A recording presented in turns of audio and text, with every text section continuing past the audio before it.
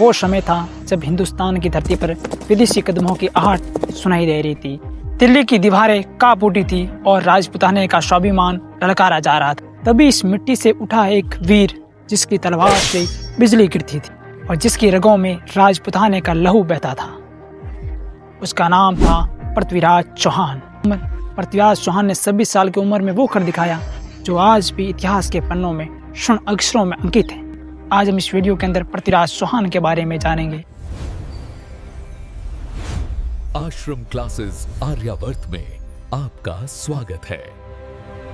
पृथ्वीराज चौहान का जन्म है सन 1167 ईस्वी में अजमेर में हुआ था। इनके पिता का नाम सोमेश्वर चौहान अजमेर के शासक थे। बचपन से ही पृथ्वीराज चौहान की प्रतिभा असाधारण थी। तीर चलाने में वे इतने दक्ष थे कि आंखों पर पट्टी बांधकर भी निशाना भेज देते थे। कहा जाता है कि 10 साल की उम्र में ही उन्होंने तीरंदाजी, घुड़सवारी और युद्ध नीति सीख ली थी। पिता की मृत्यु के बाद केवल 13 वर्ष की आयु में ही पृथ्वीराज चौहान अजमेर और दिल्ली के सिंहासन पर बैठे। इतनी छोटी सी उम्र में जब बच्चे खेलते हैं तब उन्होंने दुश्मनों की सेना को हराना शुरू कर दिया। उनके शासन में दिल्ली फिर से हिंदवी शक्ति का प्रतीक बनी। वो न्यायप्रियता, वीर और उनके सैनिकों के एक समान व्यवहार करने वाले राजा थे। प्रेम और वीरता, ये दो शब्द पृथ्वीराज चौहान की जिंदगी के दो पन्ने थे। कन्नौज के राजा जयचंद की पुत्री सहयोगिता उनकी वीरता पर मोहित थी। दोनों के प्रेम की चर्चा पूरे आर्यावर्त में फैली हुई थी। जब जयचंद ने ये सुना तो उसने पृथ्वीराज को अपमानित करने के लिए एक भव्य स्वयंवर रखा, पर पृथ्वीराज चौहान को आमंत्रित नहीं किया, बल्कि उनके अपमान के लिए उनकी मूर्ति दरवाजे पर रख दी। पर प्रेम वहाँ नहीं रुकता जहाँ दीवारें खड़ी हो। स्वयंवर के दिन सहयोगिता ने सबके सामने जाकर उस मूर्ति पर वरमाला डाल दी और तभी द्वार पर घोड़े की टापें गूंजने लगी। पृथ्वीराज चौहान स्वयं वहां पहुंचे, सहयोगिता को उठाया और सबके सामने निकल गए। जयचंद का ये दरबार सन्न रह गया और इस प्रेम कथा ने इतिहास में अमरता पा ली। इस प्रेम कथा के कुछ समय बाद ही इतिहास ने करवट ली। मोहम्मद गोरी नाम का एक आक्रमणकारी भारत की सीमाओं पर आया।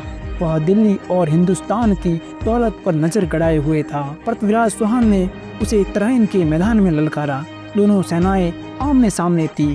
गोरी की सेना में लगभग 1 लाख सैनिक थे, जबकि पृथ्वीराज चौहान के पास राजपूत योद्धाओं की सीमित सेना थी, लेकिन हौसले आसमान से ऊंचे थे। युद्ध छिड़ा और तराइन की धरती पर रणभेरी बज उठी। अंततः गोरी को मुंह की खानी पड़ी। वह घायल हुआ और भाग खड़ा हुआ, लेकिन पृथ्वीराज ने उसे पकड़कर मारने के बजाय उसे क्षमा कर दिया गया। यह दया ही उनकी सबसे बड़ी राजसी गलती साबित हुई। अगले ही वर्ष गोरी फिर लौटा, इस बार साल और धोखे के साथ। कुछ भारतीय राजाओं ने भी जयचंद के नेतृत्व में गोरी का साथ दिया। तराइन का मैदान फिर से खून से भर गया। इस बार भाग्य ने पृथ्वीराज का साथ नहीं दिया। राजपूत सेना वीरता से लड़ी, लेकिन अंततः वे परास्त हो गई। पृथ्वीराज को पकड़कर गोरी ने बंदी बना लिया। कहा जाता है कि उसके आंखें निकाल दी गई, लेकिन वीर कभी मरते नहीं हैं। उनका आत्मबल सब कुछ देखता है, भले ही आंखें न हो। शब्द विधि बाण और आखिरी प्रतिशोध। गोरी ने पृथ्वीराज को अपने दरबार में बुलाया और उनका मजाक उड़ाया। अब तेरी आंखें नहीं है, तेरी तलवार क्या कर लेगी। तब उनके कवि मित्र चंद्रबरदाई बोले, महाराज अभी भी शब्द सुनकर निशाना लगा सकते हैं। गोरी ने कहा, तो दिखाओ अपना कमाल। चंद्रबरदाई ने धीमे स्वर में कहा, राजन, गोरी सिंहासन पर है, 100 गज दूरी और सीधे सामने खड़ा है। और फिर पृथ्वीराज ने अपनी धनुष की डोरी खींची और हर हर महादेव का नारा लगाया और तीर चलाया। और तीर सीधा जाकर मोहम्मद गोरी के सीने में धंसा और गोरी वहीं ढेर हो गया। इस तरह पृथ्वीराज चौहान ने अंधे होकर भी अपने शत्रु को मार गिराया और इतिहास में अमर हो गए। अमर शौर्य की विरासत। केवल 26 वर्ष की आयु में ही पृथ्वीराज चौहान इसी धरती पर वो गाथा छोड़ गए जो आने वाली पीढ़ियों के लिए प्रेरणा बन गई।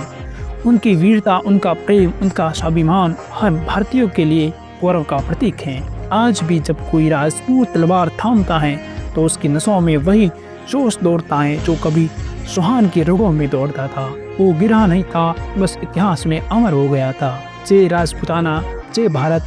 अगर वीडियो पसंद आया हो तो लाइक, शेयर और सब्सक्राइब जरूर कीजिएगा, क्योंकि ऐसे वीरों की कहानियाँ हर भारतीय तक पहुँचनी जरूरी है।